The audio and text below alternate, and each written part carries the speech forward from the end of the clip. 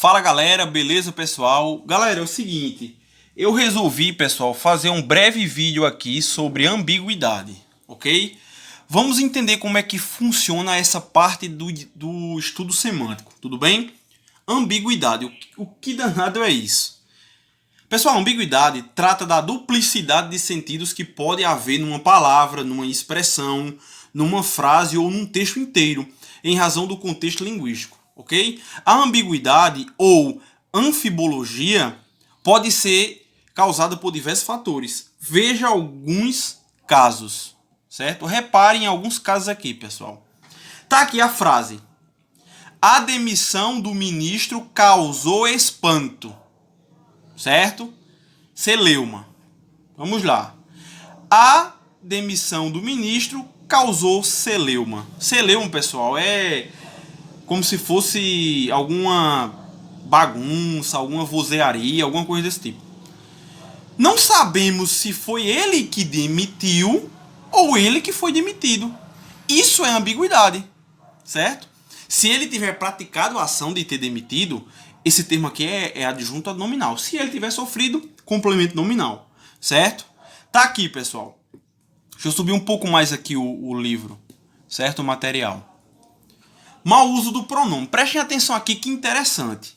Pedro e Maria vão desquitar-se. Desquitar-se todo mundo sabe que é se separar. Ok? Nesse caso, pessoal, há duas análises. Pedro e Maria eles vão se desquitar. Tudo bem.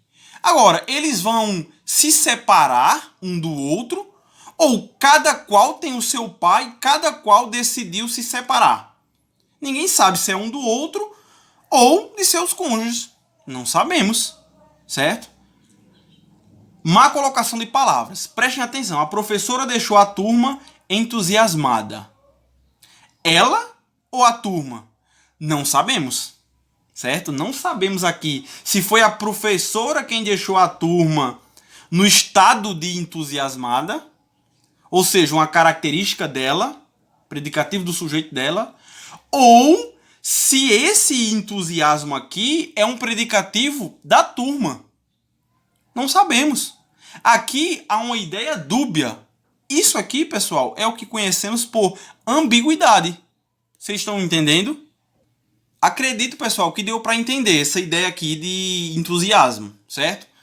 Outra análise. Mau uso de pronomes relativos. Pessoal, muita atenção aqui. Porque sabemos que o pronome relativo ele retoma um termo, pessoal, antecitado a ele. Tipo assim, como assim um termo antecitado? O que foi citado, o que é que está sendo citado antes da presença do relativo aqui? Menino, menina.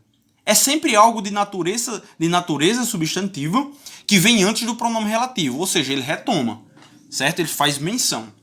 Encontrei a menina e o menino de que lhe falei. Ou seja, falou de quem?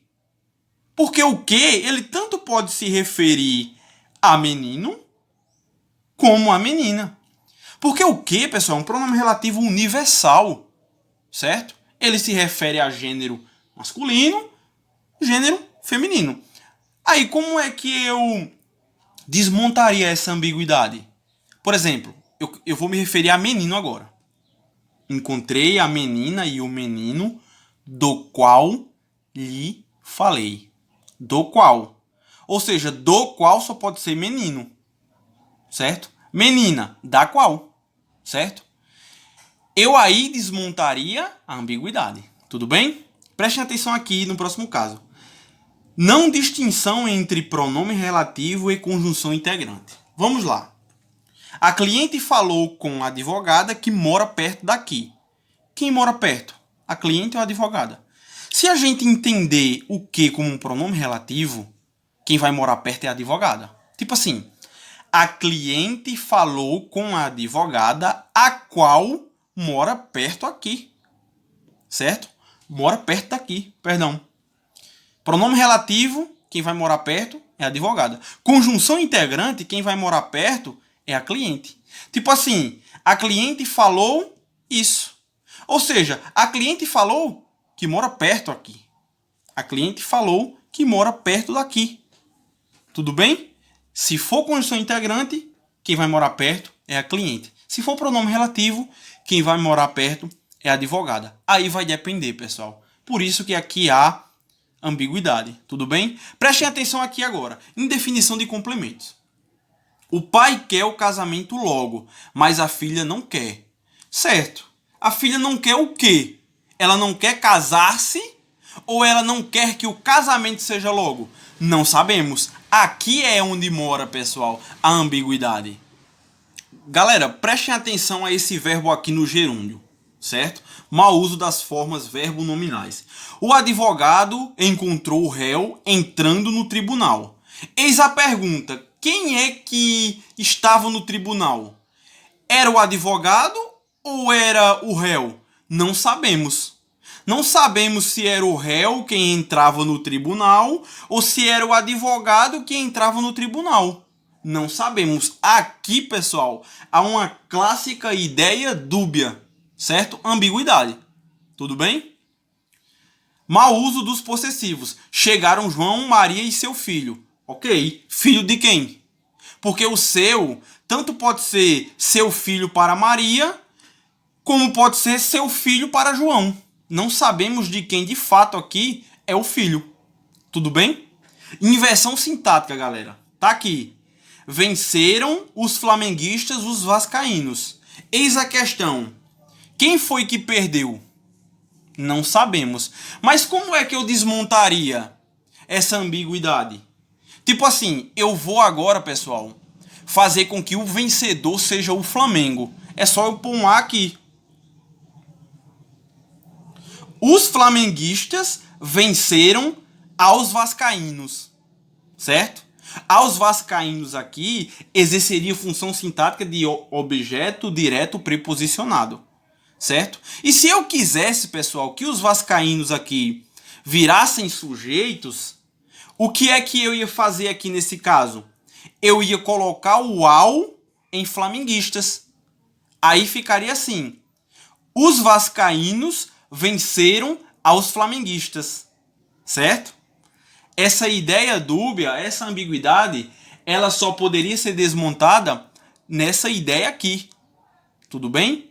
Em que há presença necessariamente, nesse caso aqui, de objeto direto preposicionado, tudo bem? Mau uso dos adjuntos adverbiais. Prestem atenção aqui, pessoal, isso é um caso interessante. Depois de difícil disputa, São Paulo vence o Avaí em casa. Ok. Na casa de quem, pessoal? Não sabemos. Não sabemos se foi na casa do Avaí ou se foi na casa do São Paulo. Certo, como é que eu desmontaria essa ambiguidade? Só especificar a casa. Tipo assim, depois de difícil disputa, São Paulo vence o Avaí no Morumbi. O Morumbi só pode ser a casa do São Paulo. Se fosse na casa do Avaí, depois de difícil disputa, São Paulo vence o Avaí na ressacada. Porque ressacada, pessoal, é o nome do estádio do Avaí, salvo engano, ok? Ou seja, nesse caso, a ambiguidade ela estaria desfeita. Tipo assim, polissemia. O que é um vocábulo polissêmico?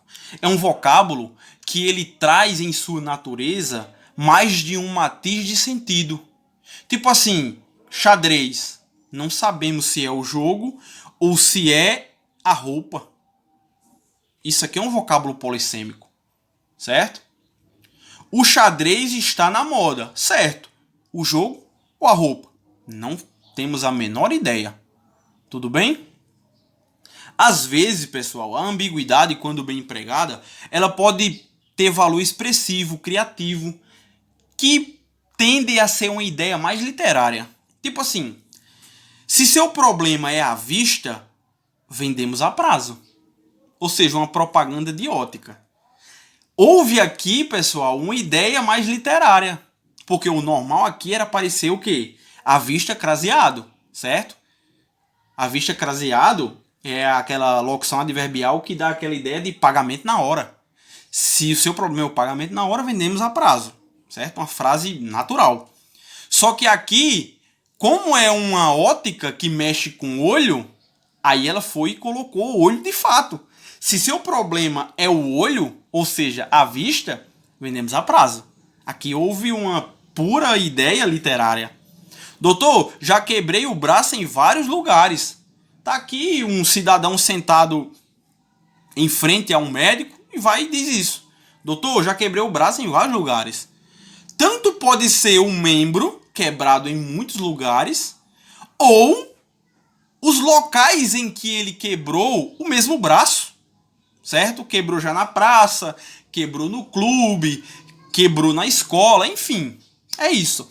Galera, eu acredito muito que vocês tenham tido uma base, um norte do que é ambiguidade, certo? Tá aqui a referência, A Gramática para Concursos Públicos, de Fernando Pestana, um livro extremamente sensacional em relação à língua portuguesa.